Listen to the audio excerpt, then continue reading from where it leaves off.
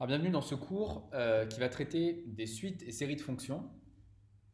Donc c'est un cours qui a pour prérequis une bonne maîtrise des séries réelles, des séries numériques, ainsi que de l'analyse réelle, c'est-à-dire des fonctions d'une variable.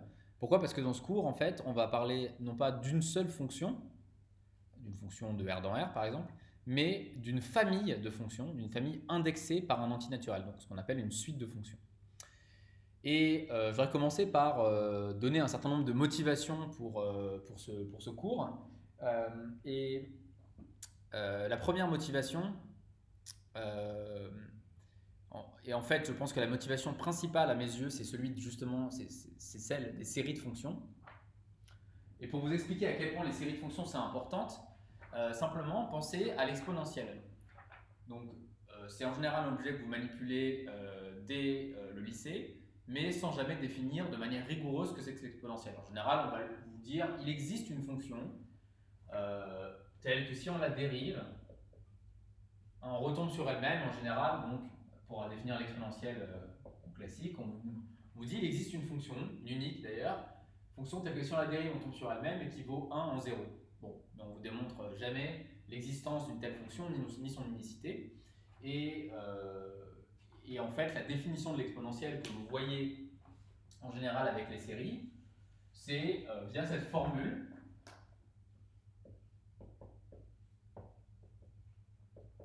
Donc, comme exponentielle est définie comme une série infinie. Alors, euh, avec un cours sur les séries numériques, vous savez très bien que cet objet-là a un sens, c'est-à-dire, qu'est-ce qu'on entend par ça? On entend que la suite des sommes partielles, c'est-à-dire la suite définie pour un certain x fixé dans R par cet objet-là, admet une limite quand grand N tend vers plus l'infini. Donc cette limite existe par les outils sur les séries, on le démontre, par exemple par le critère d'Alembert. Et la limite, on la note exponentielle x. Donc c'est très important de bien comprendre que la définition d'exponentielle x, la plus standard, il y a d'autres manières de le définir, mais c'est la définition la plus standard, c'est de définir exponentielle x comme la limite de cette série. Donc pour chaque x fixé, cette série admet une limite, et on l'appelle exponentielle x. Mais pour autant, ça ne vous dit pas comment calculer exponentielle x. Si je vous demande ce que vaut exponentielle de 3, a priori, la chose la plus simple que vous pouvez faire, c'est de dire bon, je vais prendre cette série avec grand N égale 1 milliard, et puis ça va me donner une approximation de l'exponentielle de 3. Donc vous voyez, c'est une définition de l'exponentielle qui est très théorique, et pourtant c'est vraiment comme ça qu'on peut définir l'exponentielle. Il n'y a pas de, il n'y a pas de blague, c'est ça la bonne manière de définir l'exponentielle. Et donc vous voyez que partant de là, il n'est pas du tout clair que, première chose très simple, je sais pas moi, est-ce que l'exponentielle est croissante? C'est pas totalement évident. C'est assez évident pour x positif, mais pour x négatif, rien de si évident que ça. Est-ce que quand je dérive l'exponentielle, je retombe sur l'exponentielle? Pas simple non plus. Donc la question, on pourrait dire, ah mais attendez, est-ce que l'exponentielle est continue? Bah oui, parce que finalement, si je regarde l'objet qui est là, pour un grand N fixé, cet objet-là, c'est une somme de fonctions continues de x. Ça, c'est tout à fait vrai. Donc cet objet-là, pour chaque grand N fixé, c'est l'application qui a pour chaque grand N, pour tout grand N, l'application qui a x associe somme de n égale 0 à grand N des x puissance n sur n factoriel, c'est très certainement une fonction continue sur R, c'est une fonction polynomiale. C'est même une fonction dérivable C infini sur R. Par contre, c'est pas du tout évident a priori, et on va d'ailleurs voir que ce n'est pas vrai en général, sauf si on a des propriétés plus fortes. Ça n'implique pas que la limite de cet objet-là, quand grand N tend vers plus l'infini, ce qu'on appelle l'exponentielle de x, est lui-même défini une fonction elle-même continue. C'est pas du tout évident, et il va falloir qu'on se donne des outils. C'est un des gros objectifs de ce cours, c'est de se donner des outils pour, connaissant la continuité d'objets de ce type, en déduire que la limite, l'objet limite, est lui aussi continu, ou lui aussi dérivable. il va y avoir d'autres choses dans ce cours, mais c'est peut-être l'objectif numéro un. Et je veux encore une fois insister sur le caractère abstrait de la définition de l'exponentielle. Et vous pouvez dire, oui, bon d'accord, ça c'est peut-être que pour l'exponentielle. Non, c'est ça pour toutes les fonctions usuelles que vous utilisez au quotidien de votre scolarité de mathématiques. Par exemple, cosinus de x, ça c'est défini comme, en tout cas c'est une définition possible, comme la somme de n égale 0 à plus l'infini de moins 1 puissance n, x puissance 2n sur 2n factoriel. Donc là encore, c'est une définition très abstraite. Si je vous montre que vos cosinus de x juste avec cette définition-là, c'est pas évident. Même le fait que cosinus d'une grandeur, je sais pas moi, cosinus de pi sur 4, ça fasse racine de 2 sur 2, c'est pas tout à fait évident. L'autre chose qui est importante, c'est que c'est un nom qu'on donne. Par exemple, imaginez ici que je mette en en racine de n plus 1 ici. Ce qu'on peut démontrer, c'est que cette série converge. Cette série converge. Bon, bah, je peux donner un nom à sa limite. Je sais pas moi, gamma de x. Petit gamma de x. Il se trouve que cette fonction-là, elle ne nous intéresse pas particulièrement, donc on ne l'appelle pas, c'est pas une fonction usuelle qu'on utilise tout le temps comme cosinus ou sinus. Mais vous voyez que formellement, cet objet-là, qui peut vous paraître très abstrait parce que vous dites oui, mais gamma de x, je m'en sers jamais, il est aussi abstrait que cosinus de x. Il est défini comme la limite d'une série. Et donc, on va développer des outils qui vont nous permettre de parler de dérivabilité ou de dérivabilité un nombre quelconque de fois de cosinus, sinus exponentielle. Mais ces outils vont s'appliquer à n'importe laquelle des séries de fonctions qu'on peut considérer. Ça, c'en est une, par exemple.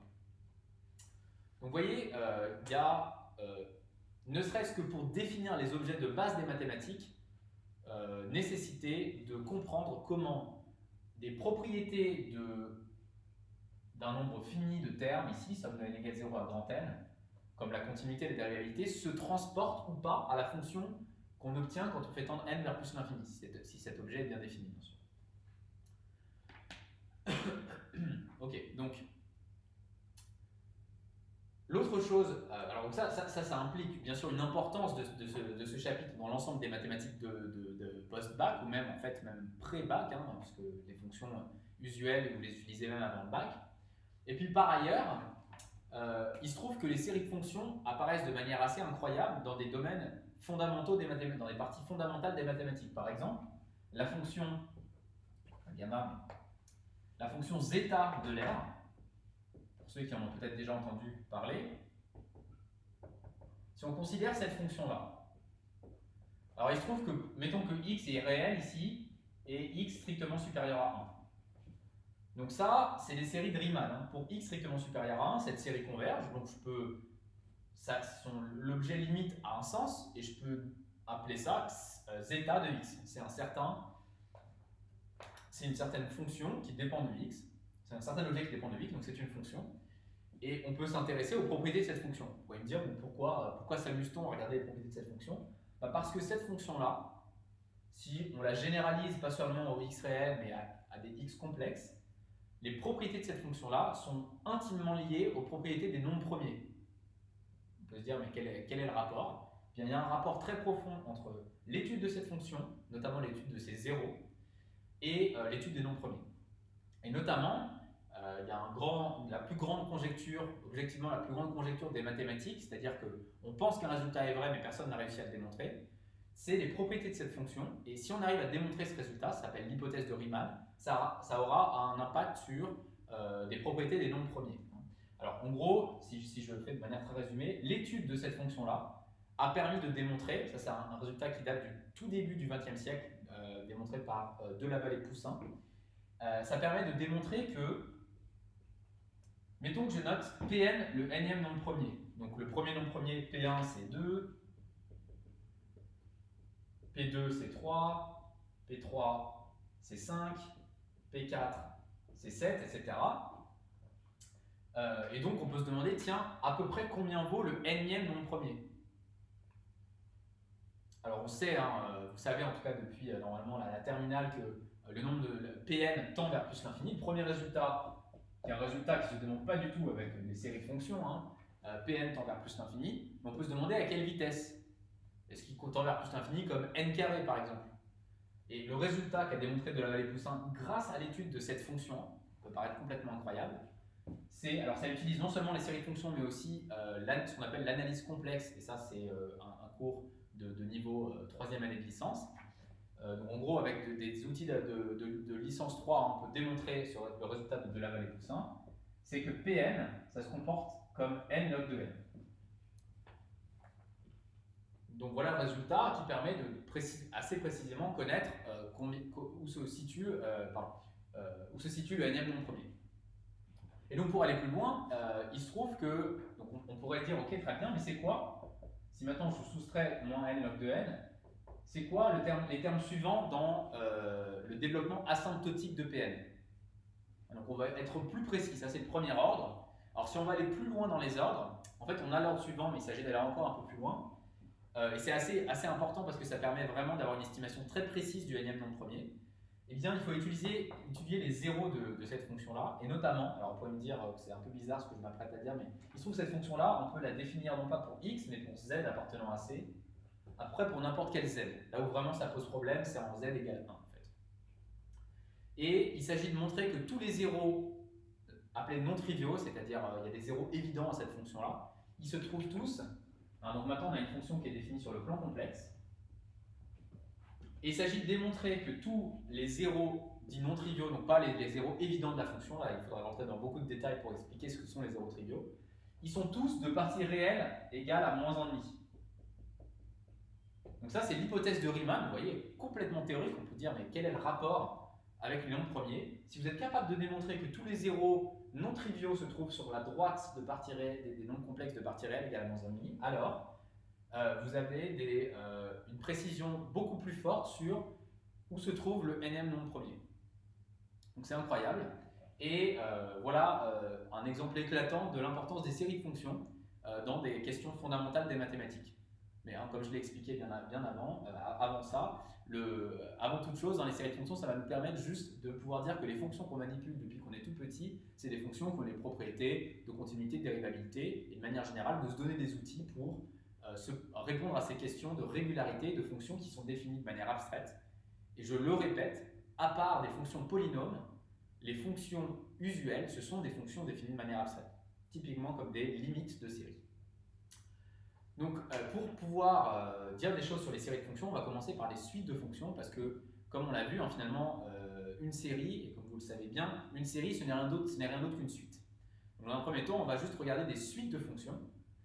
Pour chaque n, on aura une fonction fn de x, et puis on va donner différentes propriétés de convergence de suites de fonctions. Et on va se demander si oui ou non, ça préserve la régularité. Si chacune des fonctions est continue, est-ce que la fonction à la limite est encore continue? Et donc ça va être vraiment un des grands questionnements en fil rouge de ce cours.